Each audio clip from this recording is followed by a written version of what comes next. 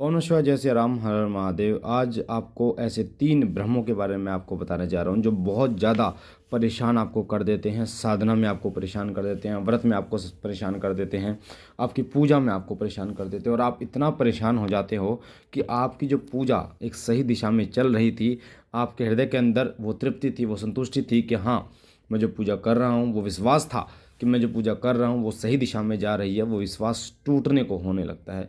वो विश्वास टूटने, कई लोगों का तो टूट भी जाता है। कई लोग ऐसे ही इन्हीं भ्रमों के कारण, कई लोग तो नास्तिक बन जाते हैं, भगवान की पूजा पाठ छोड़ देते हैं कि कुछ नहीं रखा इन चीज़ों में। और मैंने ऐसे बहुत सारे लोगों को देखा है। तो ऐसे 3 भ्रमों के बारे में बताऊंगा और उन भ्रमों को दूर करने का तरीका भी बताऊंगा। और मैं आपको गारंटी दे रहा हूँ इस बात की कि इस वीडियो को सुनने के बाद आपका पूजा में और ज़्यादा मन लगना शुरू हो जाएगा, विश्वास प्रभु के प्रति और ज़्यादा बढ़ जाएगा, अगाढ़ हो जाएगा।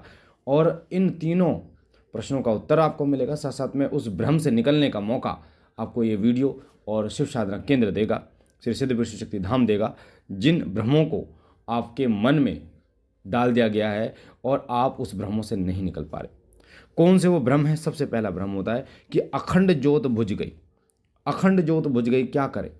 अखंड ज्योत बुझ गई, कई लोग रोना शुरू कर देते हैं, कई लोग जो है वो नास्तिक हो जाते हैं, कई लोग ये सोचते हैं कि अपनी जो है अपनी पूजा को वहीं विराम दे देते हैं और बहुत ज़्यादा डिप्रेशन में चले जाते हैं। मैंने बहुत मेहनत की, अखंड ज्योत बुझ गई।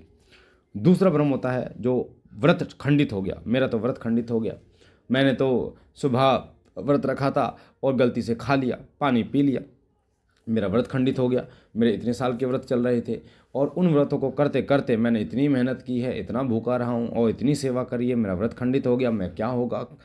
तीसरा भ्रम होता है साधना खंडित हो गई। मेरी तो साधना खंडित हो गई है, साधना खंडित हो गई है, क्या करें क्या ना करें? इन चीज़ों के विषय में मैं आपको बताऊंगा।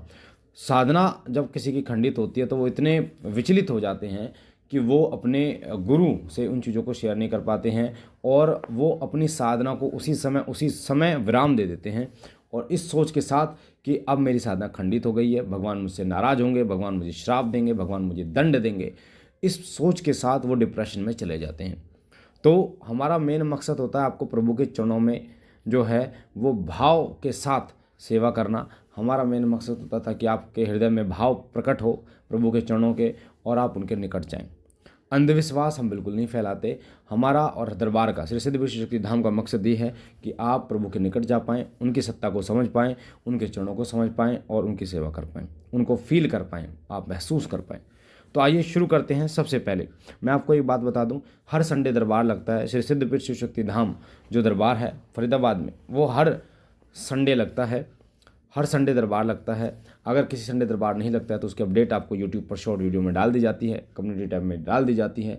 आपको कोई भी परेशानी है तो आप दरबार में आ सकते हैं। दरबार निःशुल्क होता है, कोई भी पैसा दरबार में नहीं लिया जाता। अखंड ज्योत का बुझ जाना, सबसे पहला हम इस पॉइंट को लेते हैं।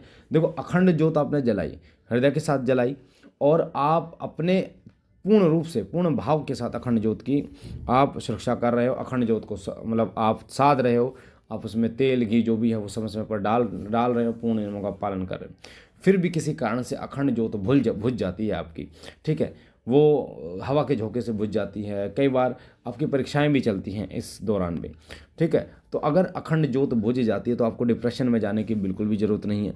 और इसका ये कारण बिल्कुल भी नहीं है कि भगवान आपसे क्रोधित हैं, भगवान आपसे गुस्सा हो गए, नाराज़ हो गए, ऐसा बिल्कुल भी नहीं है। अखंड ज्योत बुझ जाती है तो उस समय 3 बार नाक रगड़ के प्रभु के चरणों में आप दोबारा उस ज्योत को प्रज्वलित कर दीजिए कि प्रभु, कान पकड़ के माफ़ी मांगिए कि प्रभु हमसे जो गलती हुई क्षमा कीजिए। बिल्कुल भी डिप्रेशन में जाने की जरूरत नहीं। लोग इतना हाव हवा बना रखा है इस चीज़ का कि लोग अपनी पूजा को जो है खंडित कर देते हैं, छोड़ देते हैं, अपनी साधनाओं को खंडित कर देते हैं, छोड़ देते हैं। भगवान का मतलब होता है जो कल्याण करने वाले, देवता का मतलब कल्याण करने वाले। वो कभी गुस्सा नहीं करते, ना ही कभी आपको दंड देते हैं, ठीक है। भगवान क्या होते हैं? भगवान ऐसे है जैसे आप, एक इंसान नौकरी पे जाता है तो सैलरी मिलेगी, नहीं जाएगा तो सैलरी नहीं मिलेगी, ये तो होगा भाई। अगर नहीं जाएगा तो उस कंपनी का जो मालिक है वो आपको मारने थोड़ी आएगा या गुस्सा करने थोड़ी आएगा, नाराज़ थोड़ी होगा। उसी प्रकार अगर आप पूजा करोगे तो उसका फल मिलेगा, अगर नहीं करोगे तो आपको फल नहीं मिलेगा। सिर्फ इतना फ़र्क होता है, करोगे तो मिलेगा, नहीं करोगे तो नहीं मिलेगा, आपको दंड नहीं मिलेगा, ठीक है। तो इस बात को अपने हृदय के अंदर धारण कर लें। अखंड ज्योत बुझी जाती है किसी कारणवश तो आप दोबारा प्रज्वलित कर दीजिए, बिल्कुल भी विचलित होने की जरूरत नहीं है। आसान बनाइए इन चीज़ों को, क्योंकि इससे आपका भाव में कमी आती है।